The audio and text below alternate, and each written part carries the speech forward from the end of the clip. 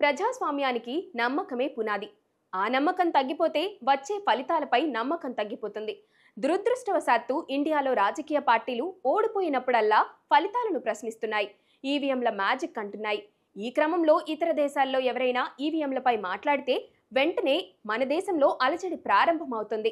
America intelligence chief తులసి గబ్బార్ భారత ఈవీఎంలు hack అవుతున్నాయంటూ వ్యాఖ్యలు చేశారని తాజాగా కొంతమంది ప్రచారం చేస్తున్నారు. ఆమె అన్నది అసలు వేరు. అయినా భారత్లో చర్చ జరుగుతోంది.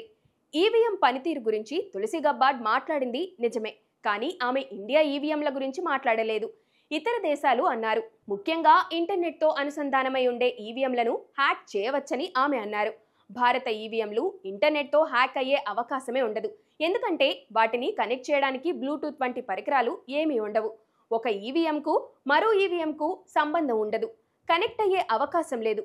చాలా మంది ఈవీఎంలను హ్యాక్ చేయవచ్చని ప్రచారం చేస్తున్నారు, కానీ ఒక్కరూ నిరూపించలేకపోయారు. మన దేశంలో ఈవీఎంలను వ్యతిరేకించని పార్టీ లేదు. చివరికి బీజేపీ కూడా ఈవీఎంలకు వ్యతిరేకమే. కానీ ఎప్పుడు అంటే ఓడిపోయినప్పుడు మాత్రమే. ఈవీఎంలపై సుప్రీంకోర్టు కూడా వెళ్ళింది టీడీపీ. ఈవీఎంలను మించిన సెక్యూరిటీ ఓటింగ్ లేదని వాదించిన జగన్ రెడ్డి కూడా ఇప్పుడు ఈవీఎంలను నిందిస్తున్నారు.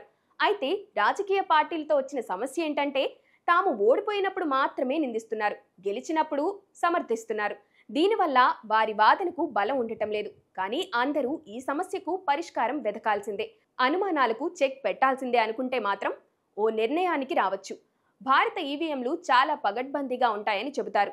ఓటు వేసినప్పుడు ఎవరికి ఓటు వేశామో ప్రింట్ వస్తుంది. దాన్ని ఓటు వేసేవారు చూస్తారు.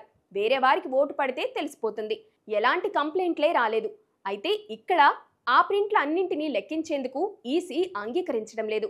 ర్యాండమ్గా కొన్ని లెక్కిస్తున్నారు. అన్నింటినీ లెక్కిస్తే ఈవీఎంలపై అనుమానాలు కొంతవరకు తీరే అవకాశం ఉంది. ఆ దిశగా ప్రయత్నాలు చేయకపోతే అనుమానాలు పెరుగుతాయి.